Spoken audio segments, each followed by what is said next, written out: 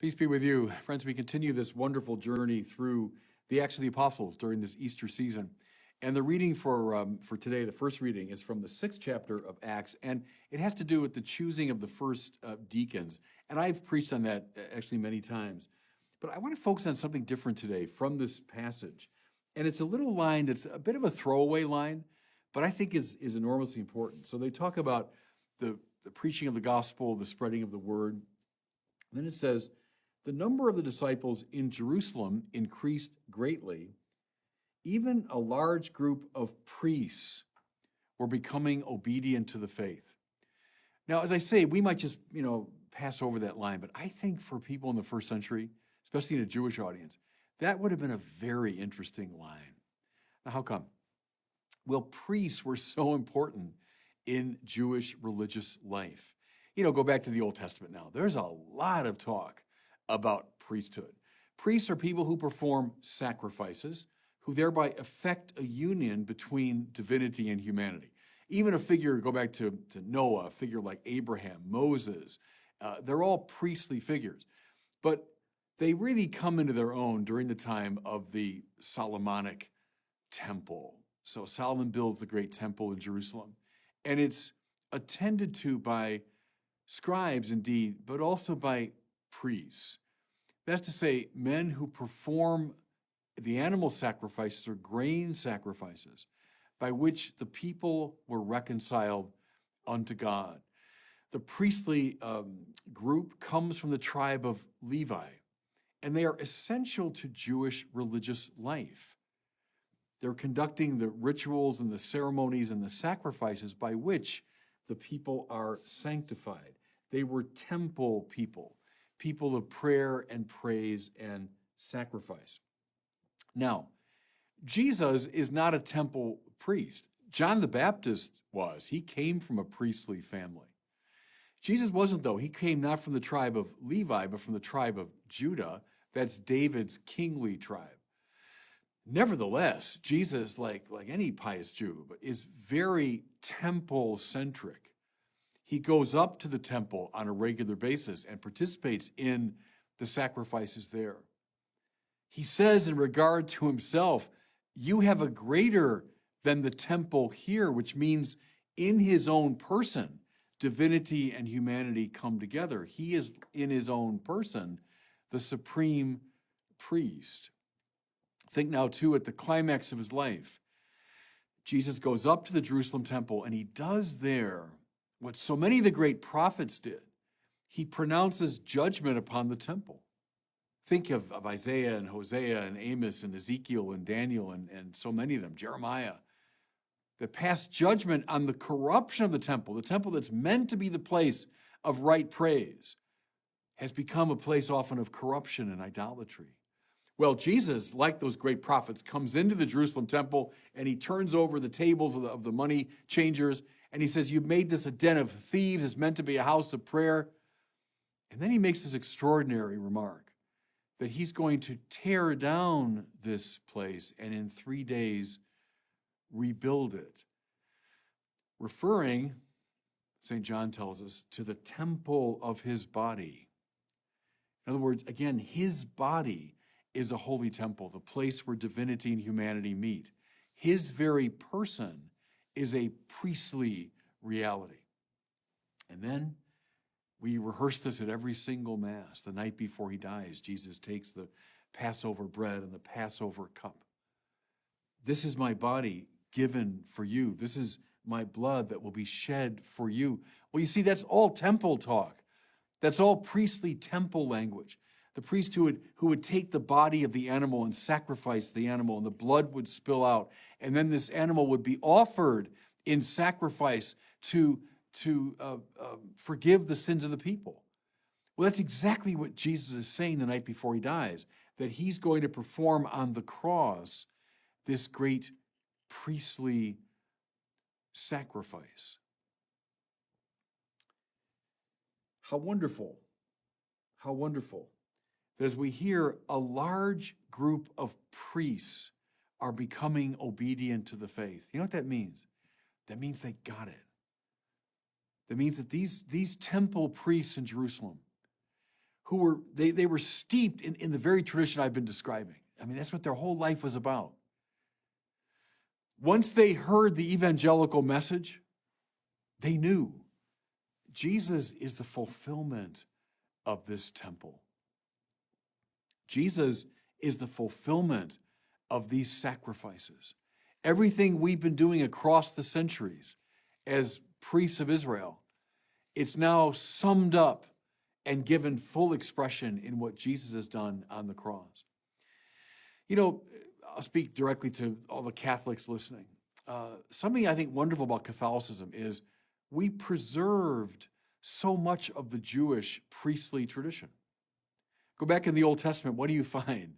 Well, you find descriptions of altars and incense and vestments and miters and candles and sacrifice.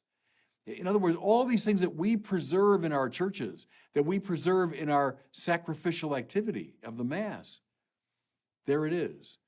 Because we recognize, I think as these temple priests did, who became obedient to the faith, we recognize that in Jesus, all this comes now to fullest expression.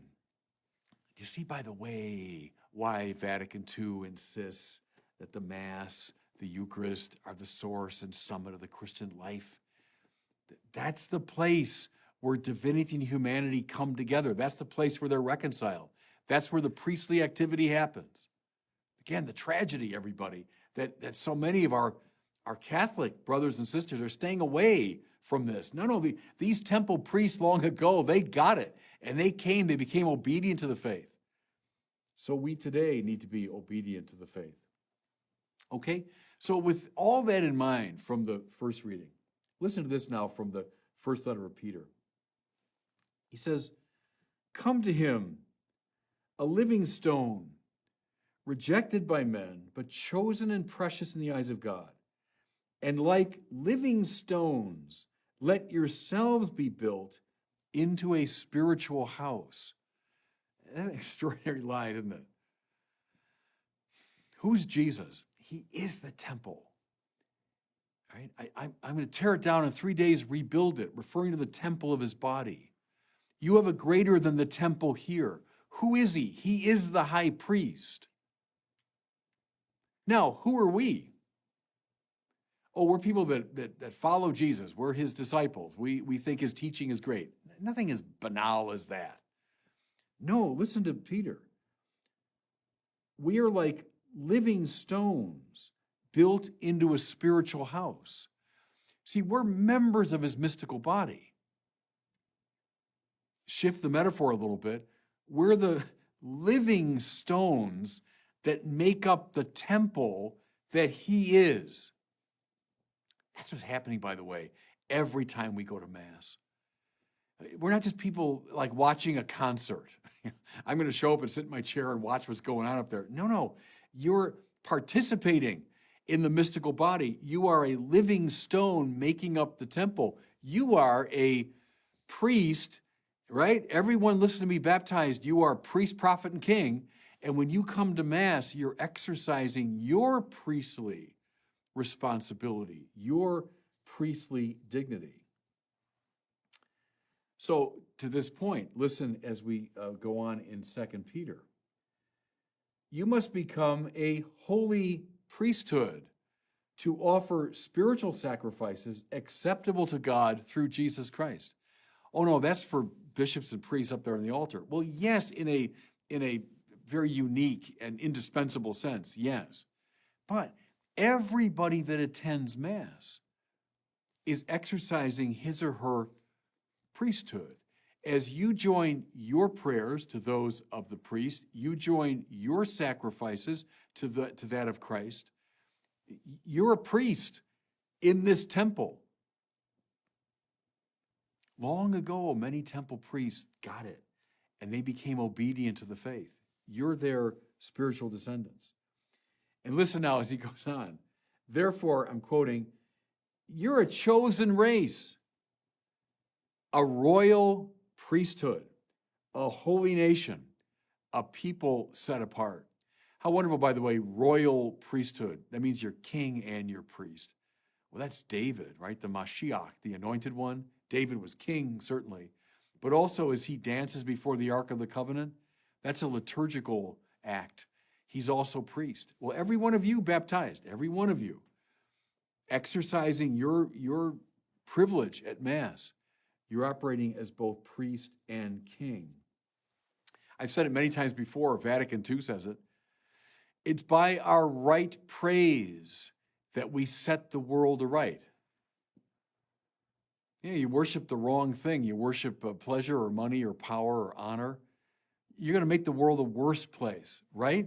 You make these values highest, you will make the world a worse place. But when you worship God, that's a priestly task, right? You're in the temple. You're a priest offering praise in the right direction. You will radiate outward to the improvement of the world. That's essential. Now, I've been doing reading 1, reading 2, just a word about the gospel, because it too is at least indirectly about the priesthood. All of it, I think, is summed up in this gospel from John today.